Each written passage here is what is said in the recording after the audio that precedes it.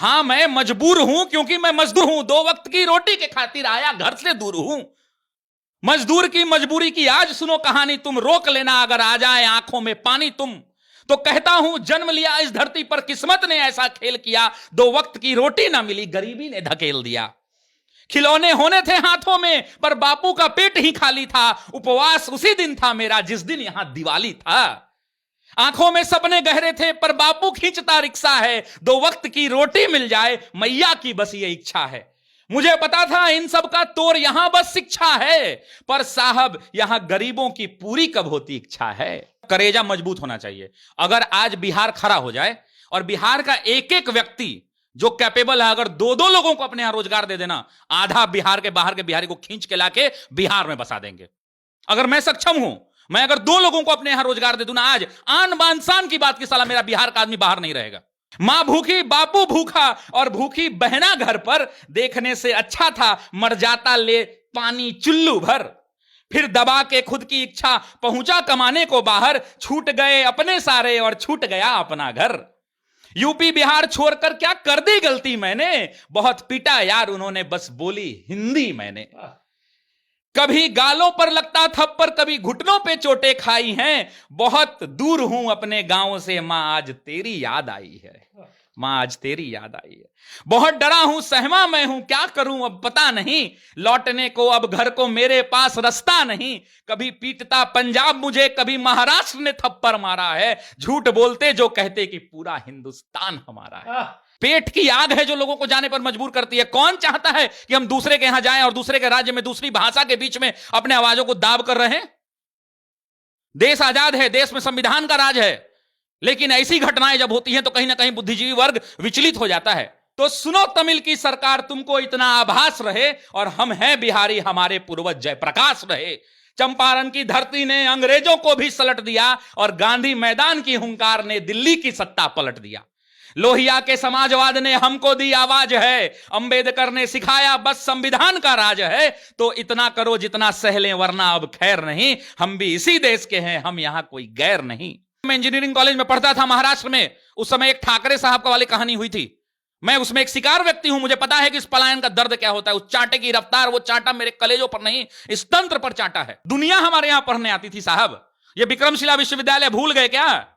ये नालंदा विश्वविद्यालय भूल गए क्या? इसने दुनिया को सिखाया है। ये कैम्ब्रिज और ऑक्सफोर्ड तो अभी बने होंगे, उससे पहले अगर दुनिया के लोग कहीं पढ़ने आते थे तो ये बिहार की पावन धरती है। हमारा अतीत बड़ा गौरवशाली है, उस अतीत को वापस से पुनर्जीवित करने की जरूरत है। तमिलनाडु से खबर आती है कि वहां पर मजदूरों को तमिल के लोकल लोग इसीलिए मार रहे हैं क्योंकि वो लोग वहां मजदूरी करते हैं।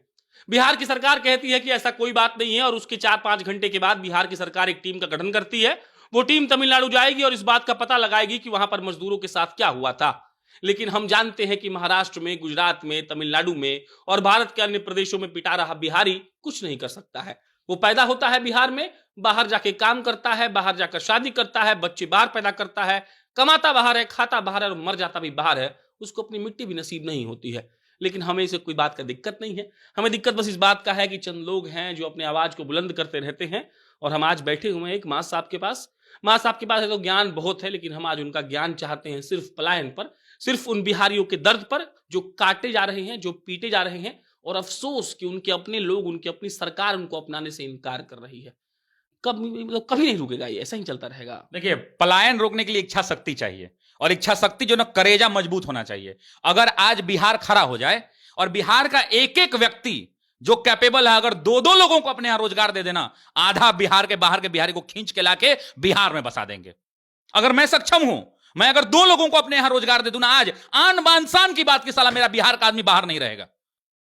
हम जो महीना में 1 लाख कमाते होंगे, मान लिया कि 25,000 और नहीं कम कमाएंगे, वहां 15,000 मिल रहा है ना, यहां भी दे देंगे हम 15,000। अगर 2 लोगों को मेरे जैसे लोग दे दें, और मेरे जैसे तमाम लोग जितने बिहार में हैं, हर वो व्यक्ति जो सक्षम है अपने आन बान शान की बात मान ले इसको, और बिहार के लोगों को जबरदस्ती लाकर बिहार में बता दे, बिहार से आधा से अधिक पलायन रुक जाएगा, नंबर 1।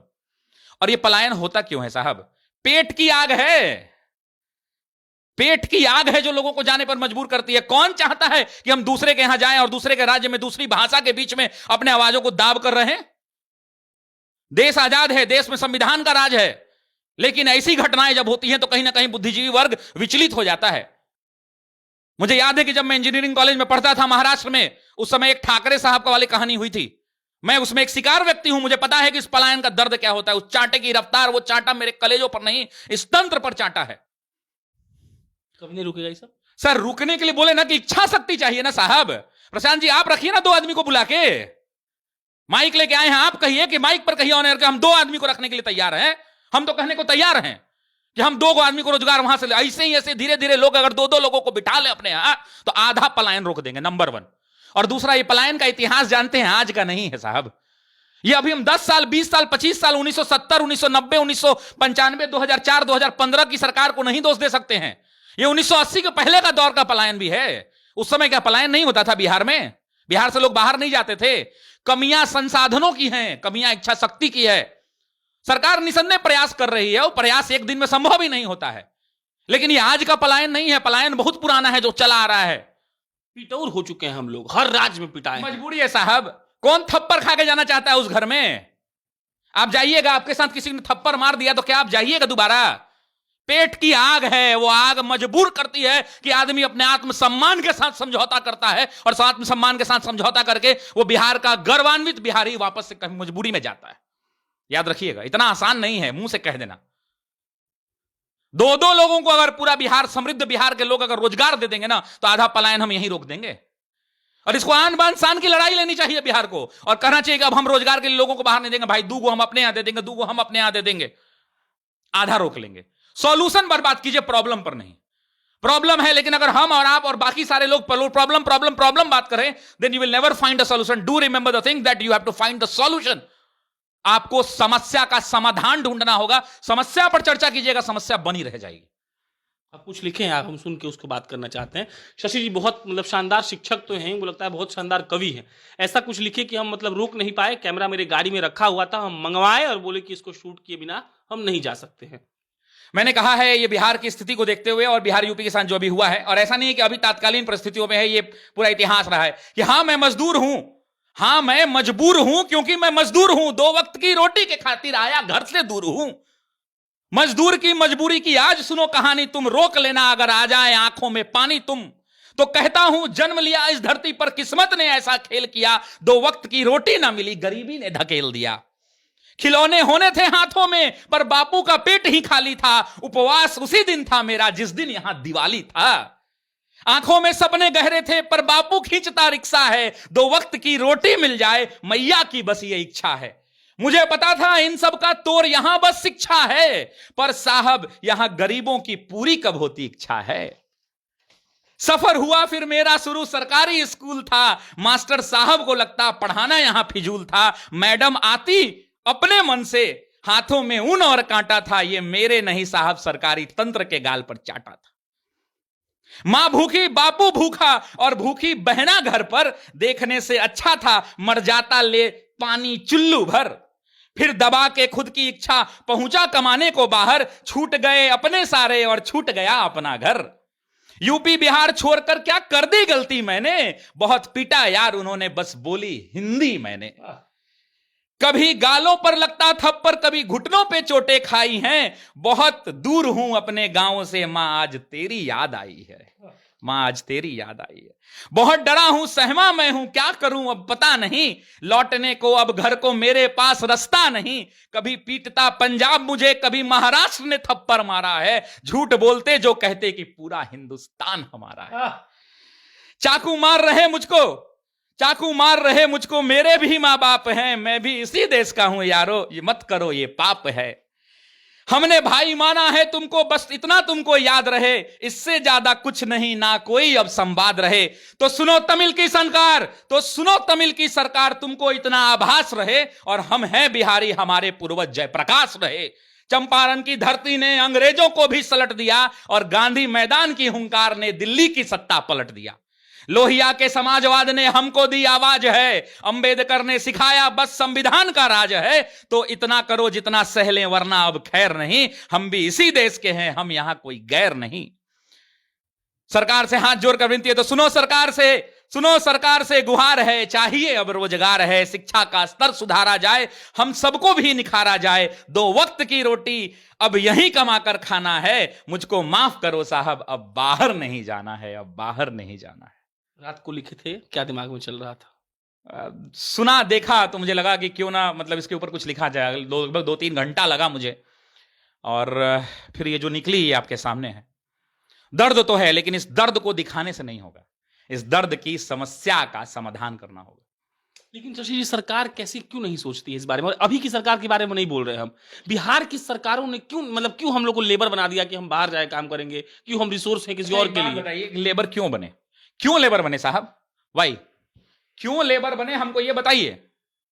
शिक्षा नहीं था। अगर हमको बताइए तो कोई ऐसा दिखता है जिसने एमए वगैरह किया हो, अच्छे कॉलेज से पढ़ा हो, पटना यूनिवर्सिटी का कोई छात्र दिखता है जो मजदूरी कर रहा हो? है दिखता? कोई है बढ़िया बढ़िया स्कूल का विद्यार्थी जो पढ़ के गया हो, बढ़िया शिक्षकों से शिक्षा प्राप्त की हो? यहां के सरकारी स्कूलों से पढ़कर लोग बड़े बड़े अधिकारी बने हैं सर, सरकारी स्कूल से।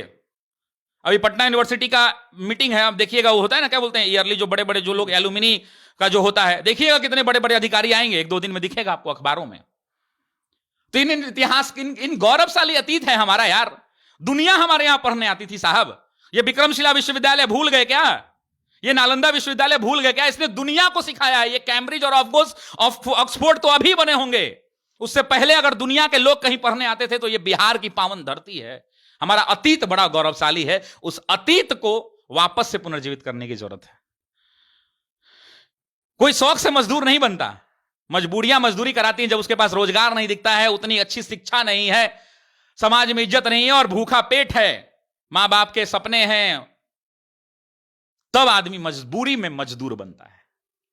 और जो शशि जी से बीपीएससी कर ले वो साहब, देखिए, मैं ये नहीं कहता हूं कि पढ़ के अफसर ही बन जाएगा, लेकिन इतना तो तय है साहब कि जो यूपीएससी और बीपीएससी का जो सिलेबस हम लोग पढ़ाते हैं ना, वो पढ़ लेगा तो एक बात तो यह है, उसके बाद इतना नॉलेज होगा ना कि कभी भूखा पेट नहीं मरेगा। नहीं मरेगा, लाठी नहीं खाएगा, नहीं खाएगा, लाठी नहीं खाएगा, वो भूखा पेट भी नहीं मरेगा सर, ये बात जान लीजिएगा। चलिए, शशि जी थे, बाकी हमारा काम है कि हम लोगों के पास जाकर पूछते हैं, जानते हैं कि वो क्या सोचते हैं। शशि जी बेहतरीन शिक्षक हैं, शशि जी बेहतरीन कवि भी हैं, लेकिन जो बात इन्होंने कही कि हम जाते क्यों हैं, क्यों हमारे पास इतना स्किल नहीं है कि हम कोई काम कर ले, इस पर सोचने की जरूरत है। बाकी आप अपने विचार कमेंट बॉक्स में लिख के बताइएगा। मेरा नाम प्रशांत राय है, आप जनता जंक्शन देख रहे थे। बहुत बहुत धन्यवाद।